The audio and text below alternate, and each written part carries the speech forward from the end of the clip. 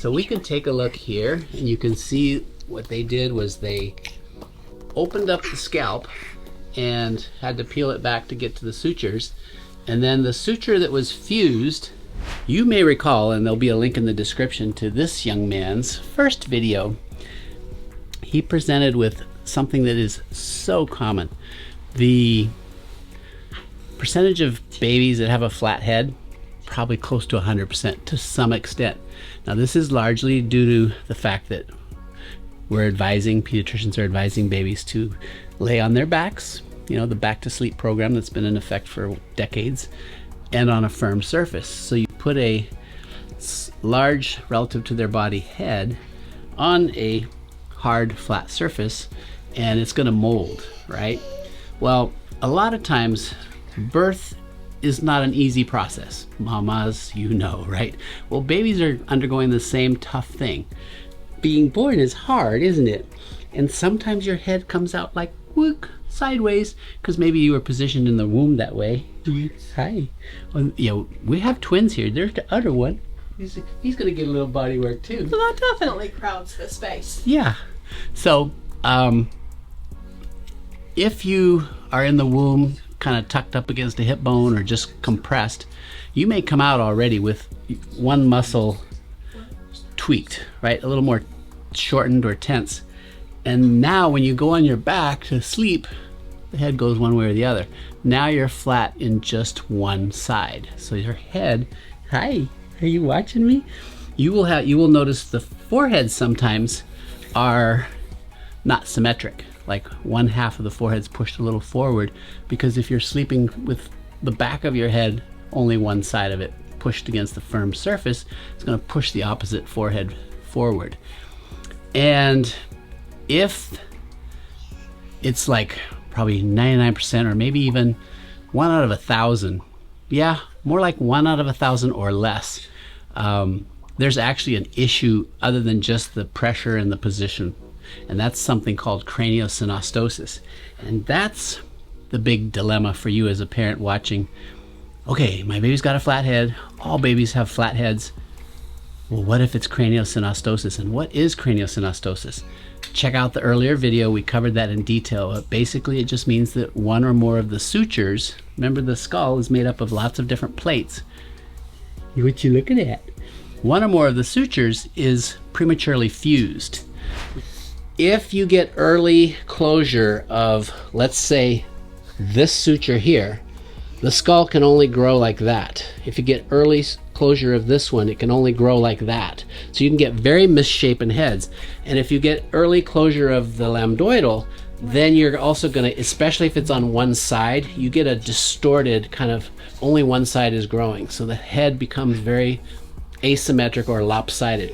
So that's, if the sutures are involved, that's craniosynostosis. That suture is closing prematurely. The way that's diagnosed, and really your pediatrician would be concerned because of the significance of the flattening, the significance of the misshaping of the head, and definitely concerned if the head's no longer growing as it should. Pediatricians will check head circumferences at those well baby visits, and if the head stops growing prematurely, you've definitely got fused sutures. So we can take a look here, and you can see what they did was they opened up the scalp and had to peel it back to get to the sutures. And then the suture that was fused, this side, okay, so over by this ear, right here, we had, I believe we showed the x-ray last time. Yeah. We had this premature closure of the bone, and it was actually forming some scar tissue and pushing the head in a lopsided way. After they put the scalp back, this irregular line helps it heal better. Not so obvious once the hair comes in. In fact, this will not be noticeable. And the recreation of the suture, so it's actually stayed open, they cut through the bone. Did you get to see that, by the way? No. They cut through the bone, and then they put they put a little silicone, little plastic in the suture to keep it open. Yeah. Did you know that? Did you know that? Did you know that? Did you know that? That's what they did. That's what they did. and now your skull can open up like it's supposed to. Isn't that great? Isn't that great? So folks, after craniosynostosis surgery, it was 3 days in the hospital, a week of pain meds. Follow-up's going to be every year for about 5 years. And what are they looking for? well, they're just tracking to make sure the head shape is progressing as you would expect. They haven't had maybe something fails with their attempt to keep the sutures open, huh? But I'm sure it's gonna go well. You think he's ready for more? Okay, more. Oh, Daddy knows what you wanted, huh? Yeah. So there you have it, folks. This surgery sounds horrible.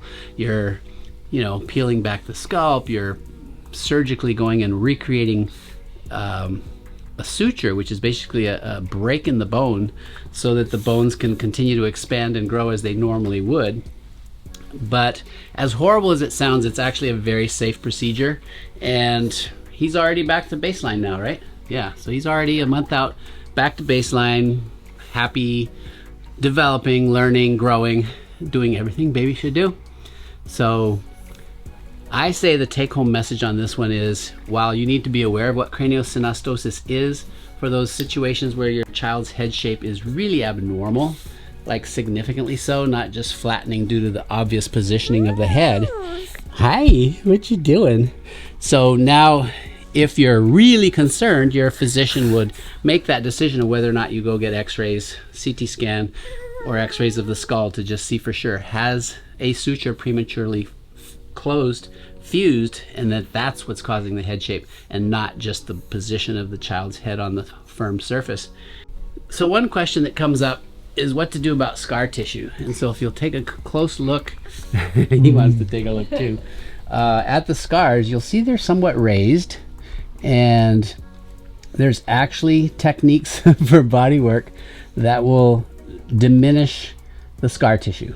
And so basically what it is gentle massage over the scar, and I'm gonna have a scar expert talk about that. You don't start it until the scars are completely healed. That thumb you're feeling is none other than Dee Dee Hoover, pediatric body worker, and she's applying just a very gentle massage over that suture, over that scar, and in time that can help lessen the impact of the scarring, so you're not left with either a huge you wanted to see what we're talking about, didn't you? Yeah, you did. You'll have a nicer scar, or a less impactful one. Yeah, is that your daddy? Is that your dada, your papa?